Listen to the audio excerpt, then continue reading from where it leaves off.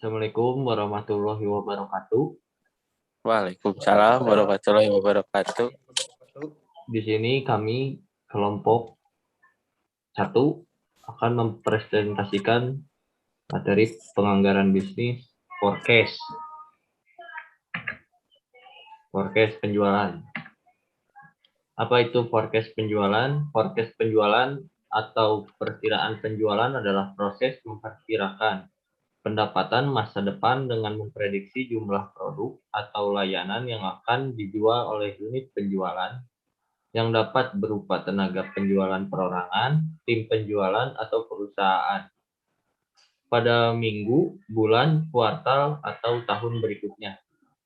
Sederhananya, perkiraan penjualan adalah ukuran yang diproyeksikan tentang bagaimana pasar akan merespon upaya masuk ke pasar perusahaan. Mengapa forecast penjualan itu penting? Why is sales forecast important? Perkiraan adalah tentang masa depan.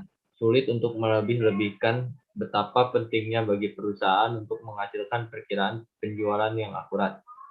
Perusahaan swasta mendapatkan kepercayaan dalam bisnis mereka saat para pemimpin dapat mempercayai perkiraan untuk perusahaan publik. Perakiraan akurat memberikan kredibilitas di pasar. Selanjutnya akan dibacakan oleh Ujang Ogi. Perhitungan forecast penjualan. Metode forecast penjualan. Yang pertama metode least square, yaitu forecast penjualan dengan metode least square menggunakan asumsi nilai X dimulai dari 0 dan dapat dihitung dengan rumus seperti yang diperlihatkan pada persamaan 1, 2, dan 3. Sebagai berikut. Y sama dengan A plus BX 1 N XY dikurangi XY, B sama dengan 2N X kuadrat dikurangi X kuadrat. Y dikurangin B, X sama dengan N, di mana Y sama dengan variabel terikat, X variabel bebas, A nilai konstanta, B koefisien arah regresi, N jumlah data. 2. Metode kuadrat. Forecast penjualan dengan metode kuadrat dengan asumsi nilai X sama dengan 0 dan dapat dihitung dengan rumus seperti yang diperlihatkan pada persamaan 4, 5, 6, dan 7 sebagai berikut. Y sama dengan A, BX ditambah C, X kuadrat. Y sama dengan NA plus C, X kuadrat, XY, B, X kuadrat. X kuadrat Y sama dengan X kuadrat plus C X 4. Di mana Y variabel terikat, X variabel bebas, A nilai konstanta, B koefisien arah regresi, N jumlah data.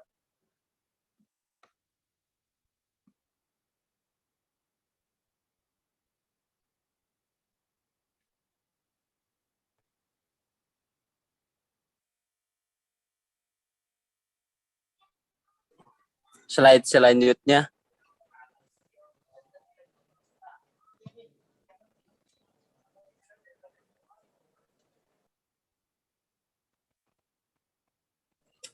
Standar kesalahan forecasting. Untuk menentukan metode mana yang paling sesuai untuk suatu produk, maka digunakan standar kesalahan forecasting. Nilai standar kesalahan forecast yang terkecil akan menunjukkan bahwa forecasting yang disusun tersebut mendekati kesesuaian. Rumus standar kesalahan forecasting seperti yang diperlihatkan pada persamaan 8. Standar kesalahan forecasting sama dengan total dalam kurung Y min Z tutup kurung pangkat 2 dibagi N, di mana Y penjualan nyata, Z forecast penjualan, N banyaknya data yang dianalisis. Analisa dan perancangan sistem. Tabel yang digunakan pada analisa perancangan sistem antara lain tabel produk, dalam kurung merekam data produk, tabel sel, merekam data penjualan produk. Tabel admin, merekam data admin. Rancangan data flow diagram. Diagram konteks atau DFD level 0 dari sistem ini sebagai berikut. Bagian administrasi, data produk, data penjualan dilanjutkan ke sistem informasi forecast penjualan, informasi produk, penjualan, informasi forecast, informasi metode forecast yang sesuai, dilanjut lagi kepada pemilik perusahaan.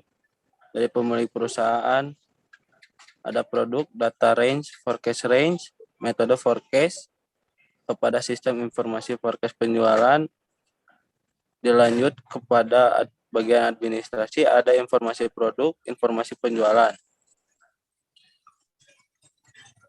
Proses sistem informasi forecast data pada flow diagram level 0 perlu dijabarkan kembali.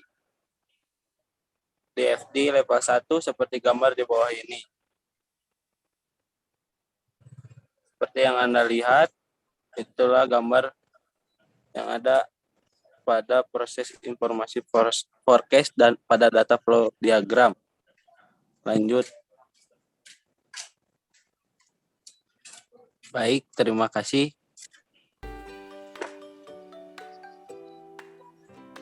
Sekian dari kelompok kami. Maaf bila ada salah kata atau kurang jelas. Billahi taufik wal hidayah. Wassalamualaikum warahmatullahi wabarakatuh.